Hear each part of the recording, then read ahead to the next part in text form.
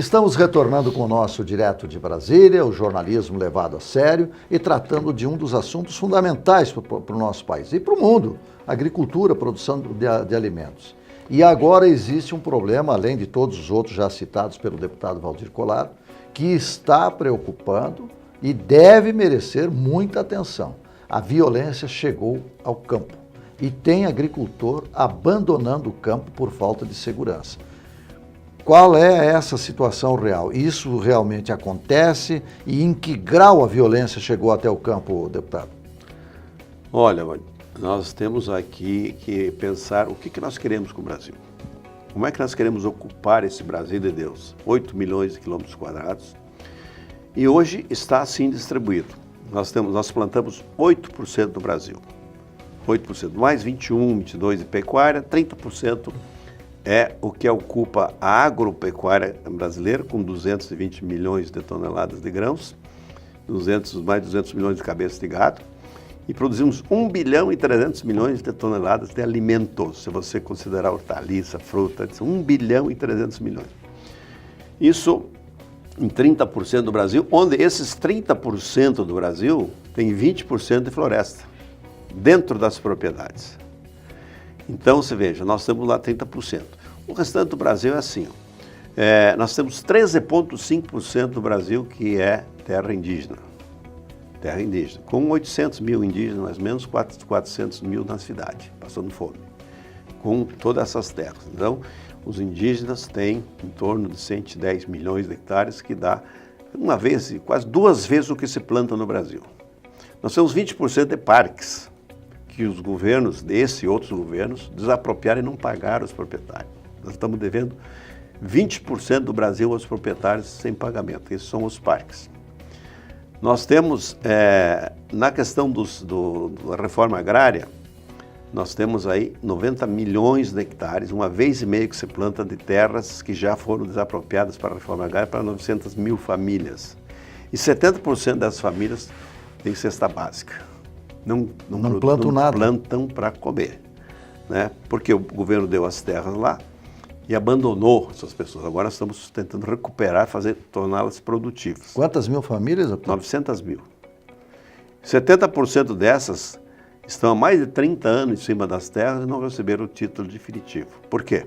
Porque o MST, né, que comandou esse processo, colocou as pessoas lá e quem não respeita, não obedecia o MST, era expulso. Quem não pagava o dividendo para o MST, com o dinheiro público que ia para lá, era expulso.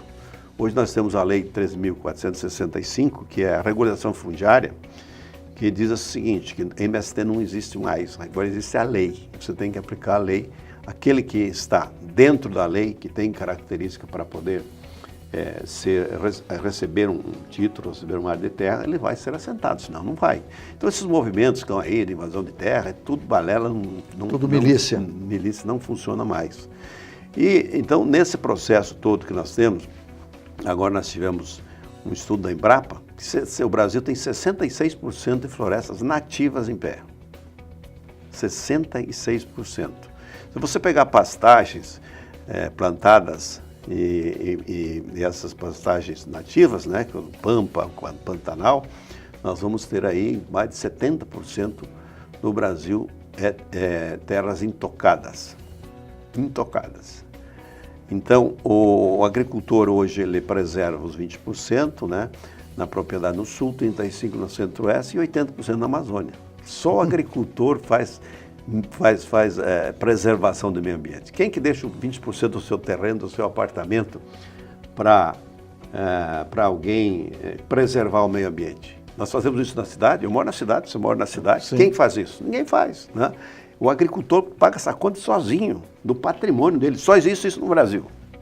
Os outros têm essa questão de você preservar, mas são pagos por isso. Os Estados Unidos fazem um contrato com o agricultor. Olha, você vai deixar aqui 20% da propriedade sem plantar 5 anos, você vai ganhar tanto por ano, né? Nós criamos a cota de reserva ambiental para que ele receba pelas florestas mantidas, mas o governo não regulariza e ele não recebe nada por isso e paga imposto ainda em cima dessa área. Então, nós temos que ver o que o Brasil quer. E, na verdade, assim, ou nós damos segurança jurídica para o proprietário, ou esse Brasil virou no caos. Por quê? o pilar da democracia é a propriedade privada. Sim, a família. Sim, se você quiser o socialismo, que não reconhece a propriedade privada, o comunismo, que não reconhece a sociedade privada e nem as pessoas, ele não reconhece nem governo, né? Porque o comunismo não existe governo. O pessoal diz que eu sou comunista. Tem até um presidente da República aqui, o presidente. Eu sou o presidente da República pelo Partido Comunista do Brasil. Bom, o Partido Comunista não tem governo. Como é que você vai ser presidente se não tem governo? O comunismo você vai para a comuna, vai para a praça acertar aquilo que tem que ser resolvido, não é assim? O socialismo, né, é um governo que monopoliza tudo o governo faz. Eu penso, você não precisa pensar, eu penso por você, é assim. E não respeita o direito de propriedade. Tem muito partido aí socialista brasileiro, né, que pregando democracia, etc., quando ele não reconhece o direito de propriedade. Então, ou nós paramos com isso e damos condições para que o homem do campo seja respeitado, tenha o direito de propriedade, tenha, inclusive, o direito de ter armas para defender o seu patrimônio e a si próprio, a sua família, o Brasil não vai. O que hoje você tem aqui, fazendas invadidas, destruídas, ninguém toma providência, você tem indígenas cobrando pedágio em rodovias federais, ninguém toma providência.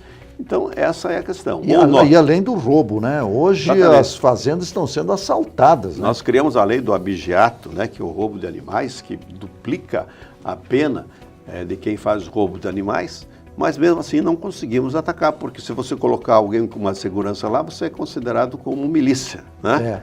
Não pode fazer isso. Então, realmente, o homem do campo está assim, numa insegurança total, tanto jurídica como física e patrimonial, e nós temos que dar essa segurança, e o governo que vem aí, o próximo governo, tem que assumir essas responsabilidades. E que tipo de segurança o senhor acha que precisa lá no campo? Você sabe que o campo são propriedades que vivem isoladas, né? Você não vê a polícia andar lá, né? Você não vê patrulhas, alguma coisa. Então, ele tem que ter armas, ele tem que ter a autorização de ter armas lá para o bandido saber que se ele for lá, ele pode se defender, né? E dar essa segurança. Por exemplo, se você pegar hoje, o menos em Santa Catarina tenho cobrado lá do nosso governador, se você pega a polícia ambiental, que cuida de animais e plantas, você tem um patrulhamento direto na área rural.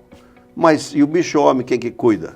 Ninguém cuida do bicho-homem que está lá, isolado, sozinho, à mercê dos bandidos, e ninguém faz nada. Eu ouvi um depoimento de um agricultor se queixando de que ele sustenta a sua família, que a família trabalha, mas os filhos não querem ir mais para a lavoura de medo dos assaltos e de medo da violência. Que é verdade. Lá em Santa Catarina nós temos aí um sistema de georreferenciamento rural, né, que é você colocar a polícia diretamente ligada às fazendas, às propriedades com referenciamento, né? Com satélite, né? E você possa fazer aí, então, um monitoramento, né? Ligado com a polícia e o bandido sabendo que ele vai lá, ele é comunicado e tal. Uma maneira de nós começarmos a monitorar esse processo. Mas mesmo assim, os bandidos estão avançando cada dia mais.